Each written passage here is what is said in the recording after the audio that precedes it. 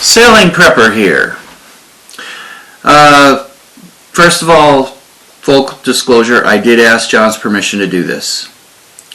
Now this is kind of like a parody, my version of what would happen if China, Russia, and a few other countries would attack the United States, and how it would actually happen and what would actually be our situations.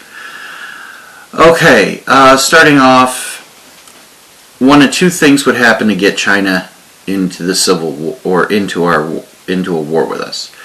One, we either have to really push for them to get into it, push them over their limit, or two, we would have to go into some type of civil war or something along that line. Alright? A revolution or something. To where we were already going at it with each other, which would be basically the collapse of the United States. And I guess third would be after the collapse of the United States economy would be a portion where that might happen. Alright, so with the reasons that they would, or when they would, do any kind of attack where they go into an invasion is out there. Now, it would most likely be parts of Africa, Pakistan, Iran, Russia, China, and North Korea. And then with Joe Biden in the office, there's a possibility of the Philippines joining. And I know that Indonesia, a lot of people haven't forgotten what happened in Indonesia. Okay, so that's a possibility too. Even with the issues that they have with China over the South China Seas. They might actually pick sides with, well, China. Alright, so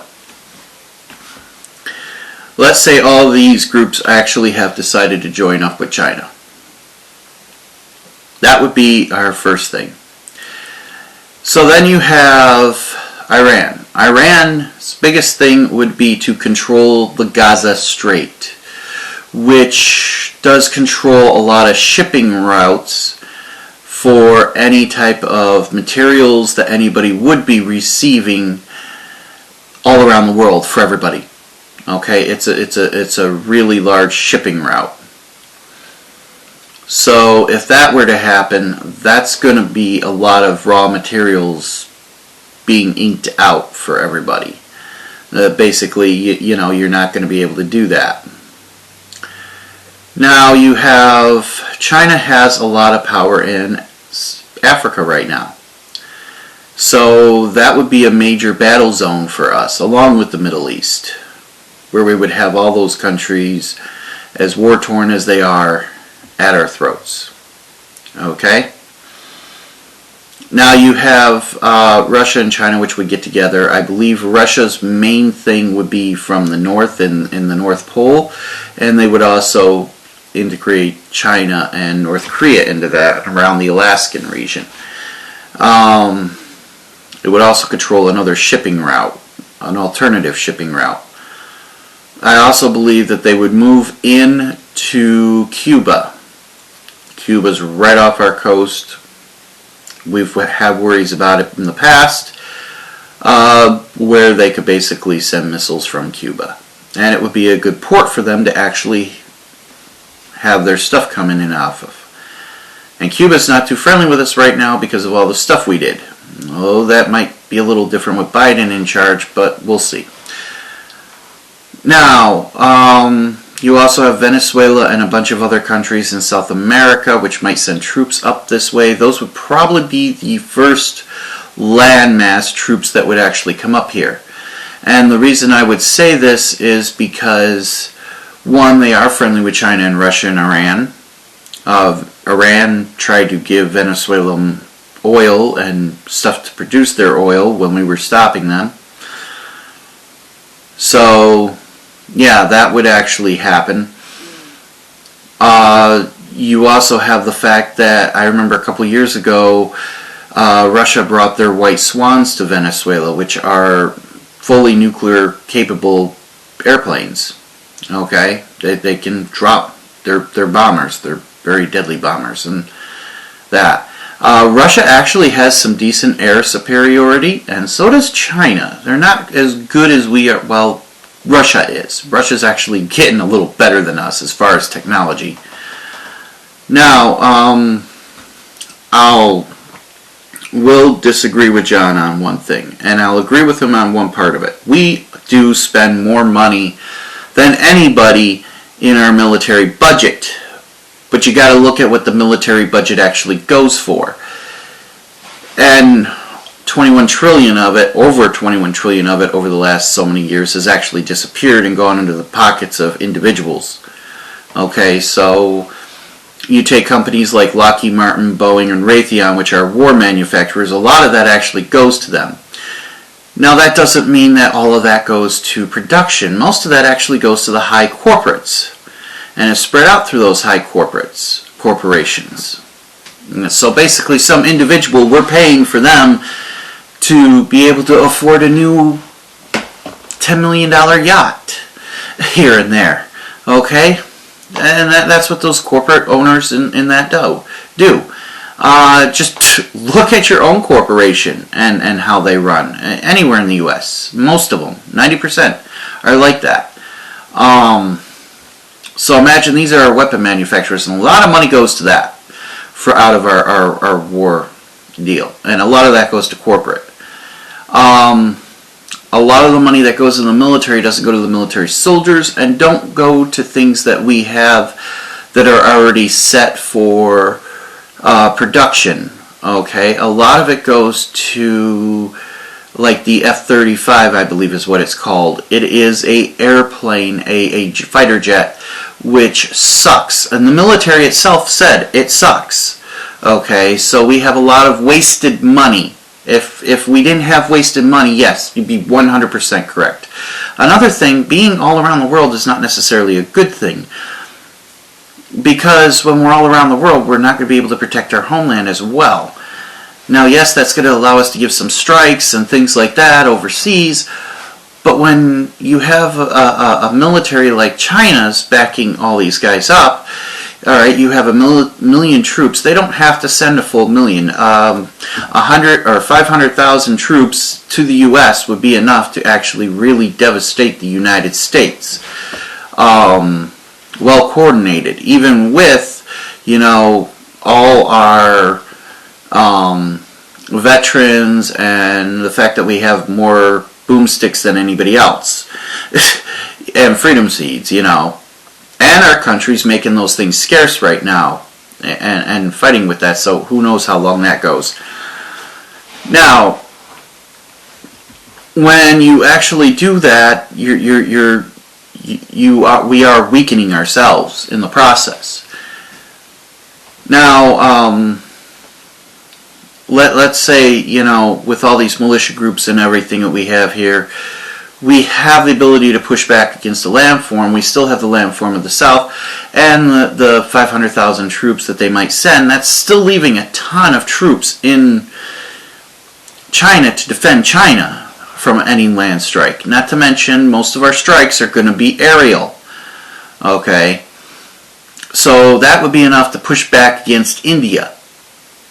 India might help, but India would get decimated in the process.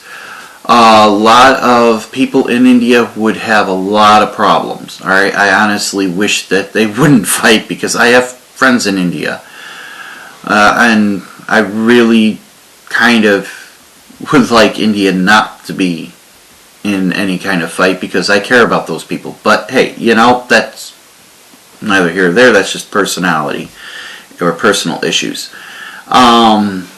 Pakistan would attack India right off the bat. If Pakistan joins China, which I believe they already have, because China, Iran, and Russia have had somewhat of treaties going on, so they're really friendly with that, and North Korea. So there'd be a lot of treaties going there. South Korea, there would be a lot of fighting between North and South Korea because that would be our main stronghold into there. Anything going on in the South China Seas, if the Philippines took part in it, then, and possibly Indonesia. That would give us even more problems, and they could turn on a dime with a lot of the issues because, like I said, they didn't like Obama, and they sure as hell won't like Biden. Anyways, so you have that going on. Now, what would they hit here in the U.S.? Well, the first places they would hit, I would say, would be probably the Hoover Dam. Okay, you got a lot of flooding, it cuts out power. All they'd have to do is strategically strike the Hoover Dam and a lot of our nuclear places that we have around here. Okay, like the ones right here, there's 3 in New York right along the Great Lakes. There's Vermont Yankee, which is already falling apart, so it wouldn't take much for that to go up. And that would cause us a lot of problems, plus radioactive, and it would kill a lot of people. Now, also right next to Vermont Yankee is Burlington, and Burlington has a Vermont National Guard, so that would put them at risk and possibly really cripple them. So that kind of thing would cripple us. Then if they started carpet bombing us even before any troops ever came in, then you have over in the West, you have all the fires that would normally come up. Think about it, using our natural disasters that we have around here would be a way to actually cripple the people and then just carpet bomb the entire U.S. This would cause a lot of death and destruction. Now all that would be left to defend is whatever's left of the military, militias, and veterans. Anybody else would just be devastated, running in panic, and probably freaking out at this time if they were able to do that. And at the time, they might be trying to steal, so then all those militias have to deal with people that are coming out of the cities and things like that. And that would be causing them problems, and some people in the cities have boomsticks of their own. So then you have the inner fighting that would increase. If we weren't already inner fighting, and if we were at that particular time, that would just make things worse. And which is what I think they would be waiting for, is more of an inner fighting of the United States before they did anything. So you would have all of that going on. Our infrastructure of whatever we have would be completely destroyed at that point. And then they would come in with waves to do a cleanup work. Okay, at that particular point, you have 500,000 troops from China, whatever Russia would have, plus them coming in from Canada. So Canada wouldn't necessarily be against them doing this because they already have troops there. So you have that, plus the infighting in Canada that is, I've been heard about, that might happen. So you have all these things going on, and I think that right there would be the end of the United States. That's where the only thing that you would have at that point are militias. And I'm going to tell you guys, the bombs, the missiles, the jets, those things, well, they're not really going to be very, they're going to be very effective against us, but we're not going to be very effective against them as an individual. Our military has the capability to go against them, but as individuals, your boomsticks don't do anything to them at, 750 feet in the air while they're dropping bombs. Alright? So all they have to do is that. And that could really cripple us there. And plus, our soldiers would still be fighting in the Middle East, in Africa, trying to keep supply chains running. A lot of our material comes from Africa. A lot of our chocolate comes from Africa. I mentioned how child slavery is in Africa because of our chocolate factory, or our chocolate production, along with a lot of other things. So yeah, you're going to get a lot of countries that might join up with them. That's your World War III. Now, if nukes enter it, that's just worse. That's endgame. But that's without nuclear firepower. And imagine, you got at least 3 of the most powerful nuclear countries at that point. And in the Middle East, yeah, Israel might be there fighting, and they might be one hell of a fighting force, but guys, they'd be going up against a lot, because they're only 2 allies real allies that we have in the Middle East is Israel and Saudi Arabia. Okay? And I hate Saudi Arabia. So, and I disagree with Israel on a lot of things. However, those 2 countries wouldn't stand much of a deal with all this going on, and Iran could pretty much devastate them. With Pakistan's help, yeah. And then of course Pakistan is right next to India, and they would just walk over the border and there'd be infighting there. So when you're talking about them attacking China, realize if they attack China, they also have Pakistan coming in after them. So there's your pincher move there. So whatever is left in China would be able to defend China, because Pakistan will be attacking India.